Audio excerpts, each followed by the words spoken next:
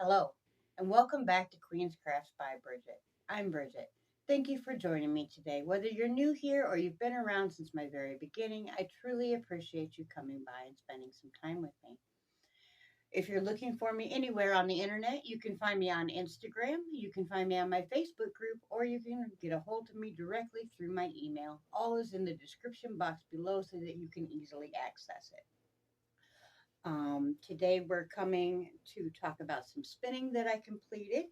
If you don't know, this month is the Tour de France. Spinners like to parallel that with the Tour de Fleece. Many spinners join groups and win prizes and all that kind of stuff. Well, I'm not really into winning prizes a whole lot unless it's something handmade by someone that I truly love and appreciate. So that didn't appeal to me, nor did the competition of it all. However, I did want to participate. I happen to know a few wonderful spinners, like Ray from Ray's Yarn Addiction and Brenda Bear from Crochet Critters, or Crochet Creations. I'll have them linked down below too, because I know I just messed her name up. Sorry, Brenda. I'm really sorry. Memory like a sieve. It's gone. Okay, so anyways, on to what we're really talking about. I'm going to pick a random video, and one person from that random video will be chosen to win a hank of yarn from me at the end of the month. I do believe the other girls are participating, but don't take my word for it. Go over and find out from them by watching their videos and liking and subscribing and commenting and all that kind of fun stuff, because they're both really wonderful ladies, whether they are or are not doing a giveaway. You should know them. Now, this first one, a while back, I decided that it would be fun to try a bat preparation of fiber rather than what I've been using, which is the braid or the roving. Um, I got through half of the bat very, very easily. It was spinning absolutely wonderfully. I got to the second half. It was a different color, a different kind of fiber, and it didn't really spin. I was struggling. The staples were extremely short. It actually looked like they took the cast off, the fiber, the throwaway fiber, the stuff that you would use for felting or whatever, um, and put it all together and stuck it to my back.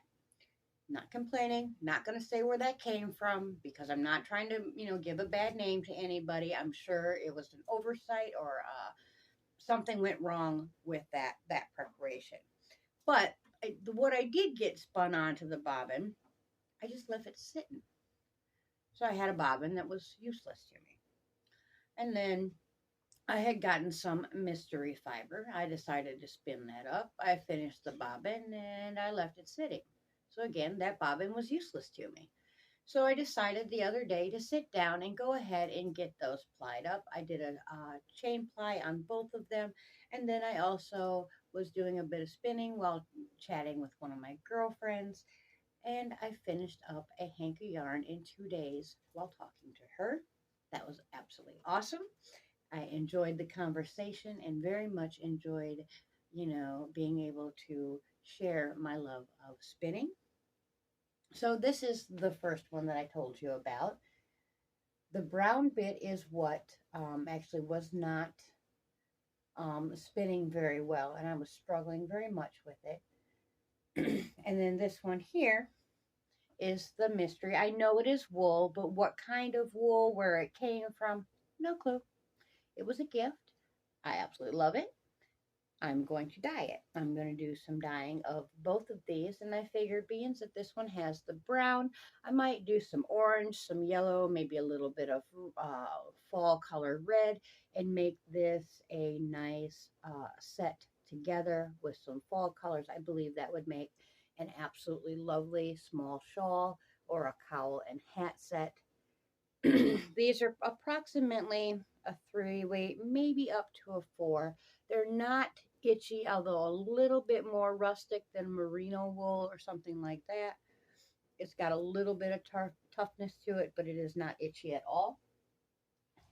And then this is the one that I spun while talking to my girlfriend. Excuse me. I dropped its mini. This one spun up very, very nice. I did a 2-ply, and it's roving because it goes from thicker to thinner. And I mean, it is violent pink, but it is not quite as violent as it's showing up on screen. It is actually closer to the color of my hair that is showing up rather than the yarn. But that is so absolutely beautiful. And so you can see the size. Like I said, it's about a 3 or a 4 weight. And I got some good yardage out of that. This was Corriedale, I believe. Let me check just one second. I was indeed correct. It is Corriedale in the color raspberry. I got this from Mohair and More. I have enjoyed their products. I also got the King's colorway for our wedding yarn from Mohair and More. And I bought a few others that I'm currently working on. One I have spinning. I started yesterday while on live with the wonderful Sam from Mampus Make, celebrating Mike's, her other half, her boyfriend's birthday.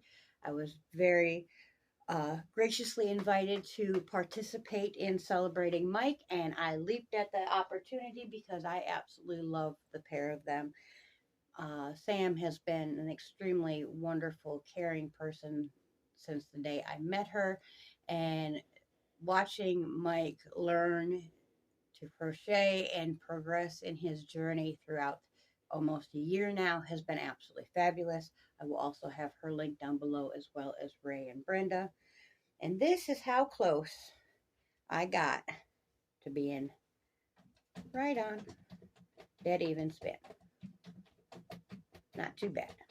I did, of course, a 3-ply or a chain ply like I always do with the leftover bits, just because, well, that's the easiest and the only thing I know to do with a solitary strand. But one day I will take all my minis and knit them into something wonderful. Let's see.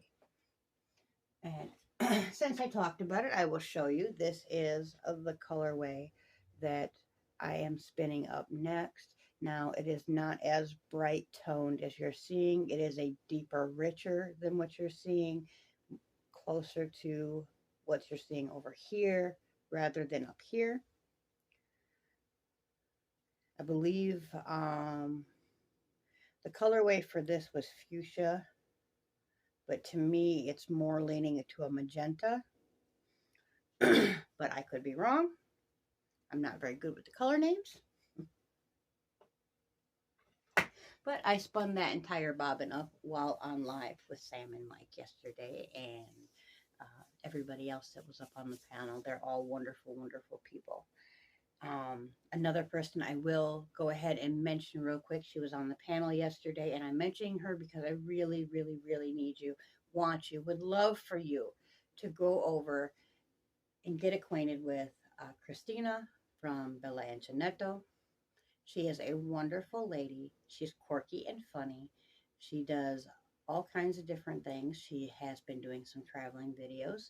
She is from the United States, but she is currently living in Sicily. So she's getting to explore areas of this great big giant world that usually someone from the United States that's a teacher and all that doesn't get to do. So it's amazing and awesome, and I am loving living vicariously through her with her pictures and videos of all the wonderful places she visits. And she also is a fabulous crocheter. She also does videos on the history of fibers and yarns and stuff like that. She's been diving into that stuff. It's been very interesting to watch. I need to comment more often when I watch her, but I watch her quite often. I really enjoy her videos and her quirky sense of humor. Now, like I said, Everybody I have talked about will be in the description box below. If you don't know them, go and check them out. You might meet your next favorite person. Until next time, I hope you keep crafting your happiness. And bye for now.